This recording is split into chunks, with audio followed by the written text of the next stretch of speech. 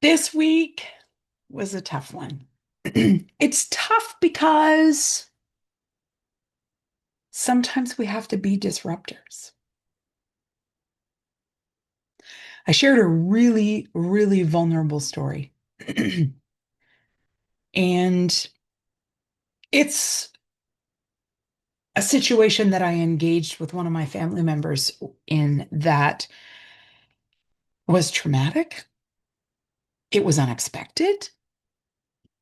And yet it was necessary.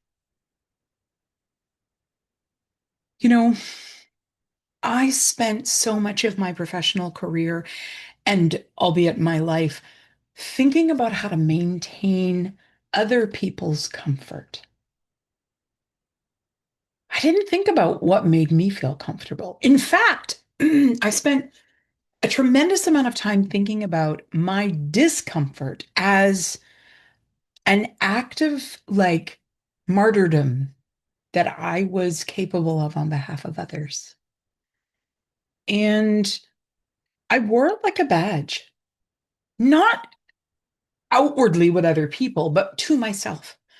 I remember as a younger kind of novice professional, excuse me, feeling like I was, proud that I could suck it up, that there were other people who couldn't do what I could do, which was to just grin and bear it and just take the misuse or the abuse. And I could not worry about my comfort and I could think about how to create comfort for others and that I could leverage my relationship with interest holders in benefit to them and never really think about whether they cross the line. I shared a really vulnerable story last week when I was talking about the sixth part of the Feisty Manifesto and this idea of disrupting with purpose.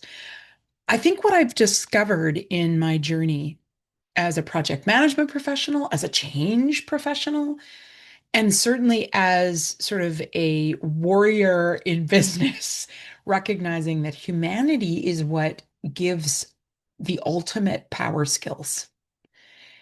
And I realized that disruption without purpose is what I did. I wanted always to prove to people that I was a disruptor. And so I would take a stand, I would make a decision, I would carry out an opinion with great strength. And I would do all of this and I would, want all the accolades for it. I would want to be recognized and I would want to take the, yeah, take the esteem that came with being someone who was provocative. But part of being feisty for me and defining what it means to be feisty is recognizing that actually what I want to do is I want to disrupt conversations with purpose. And I don't want to think about the comfort of others in every situation. I actually want to be called to something greater than. And the greater than is to think about what does a courageous person say or do in these moments? You know, when I find myself being spoken to with disrespect or with like micro disrespect, those passive, sort of pseudo aggressive verbal behaviors that a lot of us carry for one another in a workplace. What does it mean to stand up to those, to think about being courageous in those conversations? And I have a lot of professional examples of this. But when I went to sit down and write my newsletter last week, the only story that came to me was this story of great pain with someone that I love dearly who's in my family. And I shared with you just how bitter their words felt towards me. I still feel the sting of them today. And what I can share with you, and I shared with you in the newsletter, is that I still have not picked up that relationship. And I never say never, but I'm endeavoring to not do that. And I think if I have a relationship with that person in the future, it will look very differently. It's certainly always going to be boundaried because The last words that I said, I don't think you understand the harm behind the words you're saying, but I love you and I can't stay. It it gutted me to say those words. But at the same time, it created a very clear boundary that I will be a disruptor. I will choose my comfort in moments where I think it's worth the battle. I will choose, in the case of this situation, which had to do with my parenting, my children, and the life that I've chosen to kind of author for myself and for them, I will choose love. I won't choose certainty. I won't choose my opinion and or my expectations. I will choose to show up every moment in every situation and to love first and to seek to understand, to draw close, to want to understand and create new perspectives. I want to protect dignity in others. I want to reject creating harm for others. I want to break and in my case, in my family, I want to break generational patterns. And I don't want to continue to uphold this idea that we can be cruel to one another and yet masquerade as being convicted and that cruelty becomes some sort of badge of honor. I just won't do it. And I know that in our personal lives, you and me, professionally, we think our personal lives are different. We think that, oh, but that happens there and at work, it doesn't happen. I disagree with you. I disagree. I think actually we do this even in worse ways in our work environment because I think our work environment leads us to believe that we can be different, that we can hang up our humanity and we can choose to, well, I can say it here because it's not emotional. Every single thing that a human experiences is emotional. Even those of you, it was funny. I was engaging with a student fairly recently. We were talking about expanding your emotional intelligence, and anonymously, a student reached out and said, "Well, I don't. I have all the emotional intelligence, and I don't actually have emotions. I just look at the data." And I just was like, I had empathy for their position because I recognized that what they were doing was working really, really hard to block out their emotions. But I also knew very well that they do have we all do, and emotions are actually a chemical reaction in the brain. So, as much as I'm not a neuroscientist, I have studied neuroscience. And part of why I've done it is because I've been trying to understand what the hell's going on in my brain and why I'm the way I am.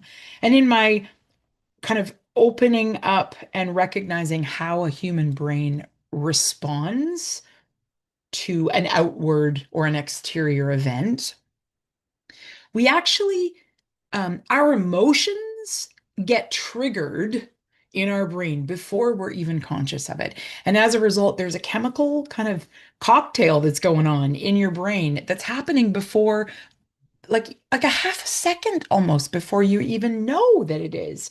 And of course, so many of us with the kind of ways we've been raised, there our families of origin, our culture, the countries we come from, the languages that we speak, we have this cultural and societal kind of enterprise environmental factors that we have to deal with. And they create these almost like silos of the way we expect to be as professionals. So we're like, no, I can't do this. I can't do that. I have to be this. I have to be that. And so the emotional chemical reactions happening in our brain. But as soon as we can begin to grasp what's going on in our prefrontal cortex, which is like the logic and the reason, we just shut it down. We're just like, whoa, I can't be that. This is work. This is professional. And I agree. I think sometimes we do have to relegate our emotions in a professional setting, but not to the extent that we shouldn't still be disruptors. We need to be disruptors because disruptors with purpose change the world. Disruption doesn't have to be destruction. Disruption often is the beginning of protecting what we're building. It's the beginning of protecting what is worth being protected and walking away from toxic professional situations, from toxic interest holder conversations. It's not weakness. It's, as I said in my newsletter, it's EQ wrapped in courage. And it took my personal experiences and my personal relationships in my family for me to really begin to unpack this and understand that choosing my truth and my beliefs over tolerance sometimes means being a disruptor. Sometimes it means losing connections that you can't even imagine surviving without. But that's okay because sometimes the bravest thing you can do is to stop enabling the harm.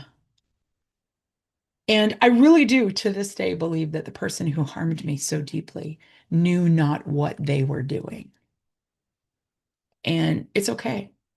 I don't actually have bitterness towards them. I think about them a lot. I send them every bit of love that I can bestow upon them. And I'm so grateful for not for how they hurt me, but I'm grateful that that hurt has been an opportunity for me to grow.